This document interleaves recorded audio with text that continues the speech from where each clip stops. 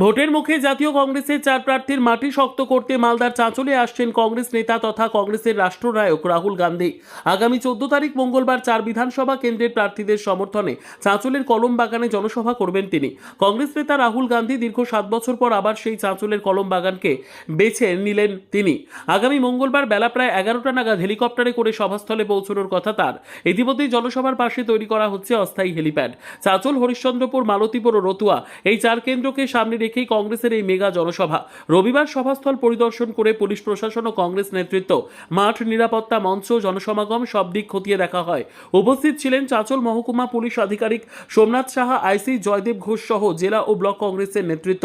মাঠ পরিষ্কার থেকে শুরু করে মঞ্চ নির্মাণ সব প্রস্তুতি চলছে জোর কদমে। কর্মী সমর্থকদের মধ্যে ইতিমধ্যে উচ্ছ্বাস চোখে পড়ার মতো। কংগ্রেসের দাবি এই সভায় 1 লক্ষেরও বেশি মানুষের জমায়েত হবে, ফলে জনসমাগম সামাল দিতে বাড়ানো হচ্ছে প্রশাসনিক প্রস্তুতিও। আমাদের 4টে প্রার্থী চাঁচল, হরিশ্চন্দ্রপুর, রতুয়া, মালতীপুর 4টে প্রার্থীর সমর্থনেই নর্থ মালদায় আমাদের রাষ্ট্রনায়ক রাহুল গান্ধী যে এখানে আসছেন। আমরা যে মাঠটা পেয়েছি, প্রবীণ আগরওয়াল, দিলীপ আগরওয়ালকে আমরা কৃতজ্ঞতা ধন্যবাদ জানাই যে কলম বাগানে এইরকম একটা জায়গা না থাকলে আমরা হয়তো এই প্রোগ্রামটা করতে পারতাম না, এবং অভিনন্দন জানাই।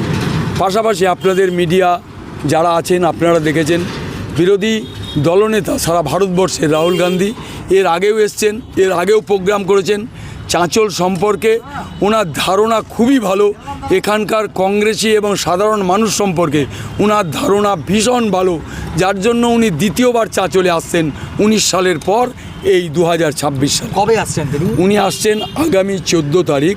আমরা পারমিশন নিয়েছি 10টা থেকে সন্ধ্যা 6টা অবধি প্রোগ্রাম, কিন্তু উনি 11:30 থেকে 12টার মধ্যে চাঁচল কলম বাগানে পদার্পণ করবেন এবং প্রোগ্রাম করবেন কংগ্রেস প্রার্থীদের সমর্থনে। জায়গা পরিদর্শন করেছি, পুলিশ আধিকারিকরা ছিল, আপনারা ছিলেন। হেলিপ্যাডটা পেছানো হচ্ছে। সাধারণ মানুষ রাহুল গান্ধীকে দেখতে পারেন পাশ থেকে, এবং রাহুল গান্ধীর সান্নিধ্য নেওয়ার জন্য খুব কাছে যেতে না পারে, কিন্তু তারা যেন আপ্লুত হয়, ব্যারিকেডের বাইরে তারা থাকেন, এটা আমরা করব ব্যবস্থা। কংগ্রেসের হাইকমান্ড আমাদের মাননীয় মল্লিকার্জুন খার্গেজি, কিন্তু রাহুল গান্ধী তার থেকে কোনো অংশে কম নয়।